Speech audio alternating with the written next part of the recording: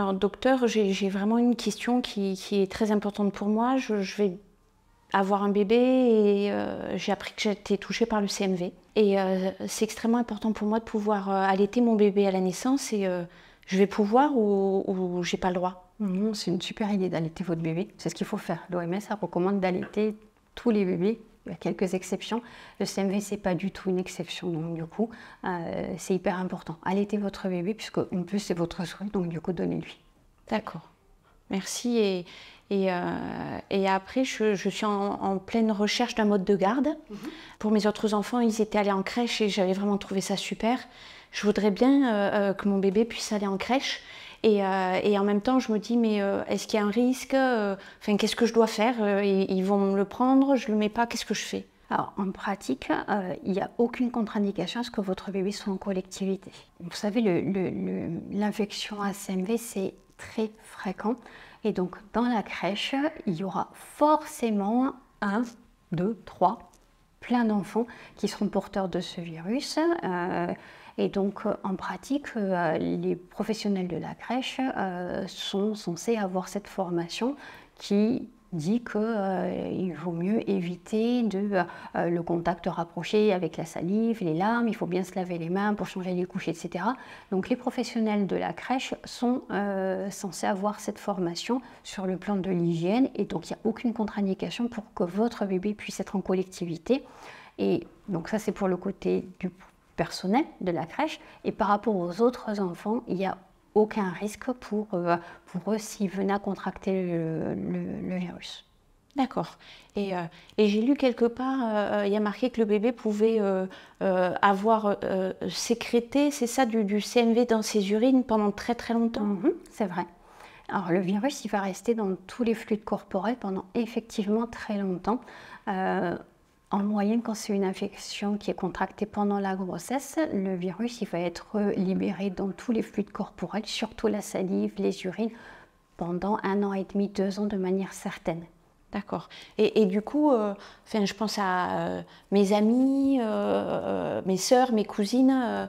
On est toutes dans un âge où on a des bébés. Donc, je suis super inquiète et j'ose plus aller les voir. Enfin, je me dis, peut-être qu'elle aussi, elle pourrait l'attraper. Donc, il ne faut pas que je sois en contact avec elle. Il ne faut pas que mon bébé, après la naissance, soit en contact avec elle. Surtout si vous me dites pendant peut-être 18 mois, 2 ans, mon bébé aura du CMV dans les urines. Comment je fais? Je ne peux plus les voir. Qu'est-ce qui se passe? Non, alors c'est très bien de penser aux autres parce qu'effectivement, le virus, c'est compliqué en fait quand on le contracte pendant la grossesse. Donc c'est bien que vous vous posiez la question.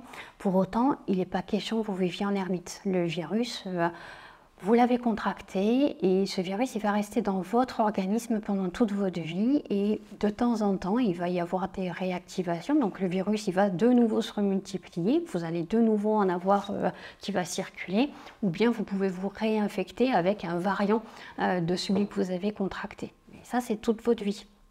Donc en pratique, vous ne pouvez pas rester isolé toute votre vie des gens autour de vous et de votre famille susceptible d'avoir des enfants. Donc je crois que ce qui est très important, c'est de les informer de ce que c'est que ce virus et comment on contracte le virus. En pratique, il faut surtout leur expliquer que, il faut bien se laver les mains quand on change les couches d'un bébé ou quand on essuie son visage. Il faut éviter d'échanger les couverts, de goûter dans les plats des nourrissons, mais de leur environnement également. Et ce qui est très important, c'est que si elles pensent être en contact avec un patient qui a le CMV, il faut absolument qu'elles préviennent leur sage-femme, leur obstétricien, pour qu'il y ait un bilan ou un suivi particulier qui soit mis en place. Par rapport à tout ça, si vous voulez, ce que vous pouvez faire, c'est distribuer ou informer en fait votre entourage avec ces petits flyers là qui sont hyper bien faits, qui vous donneront tout un tas d'informations bien concrètes. Très bien. Donc je vais pouvoir leur dire qu'on peut continuer à se voir et juste peut-être que tant qu'elles sont en début de grossesse, qu'elles ne changent pas mon bébé ou voilà, juste se protéger et éviter. Les bisous sur le visage du bébé, sur les mains du bébé parce que le bébé met toujours ses mains à la bouche.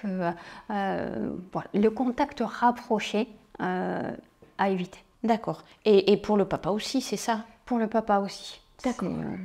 Super. Merci beaucoup. Avec plaisir.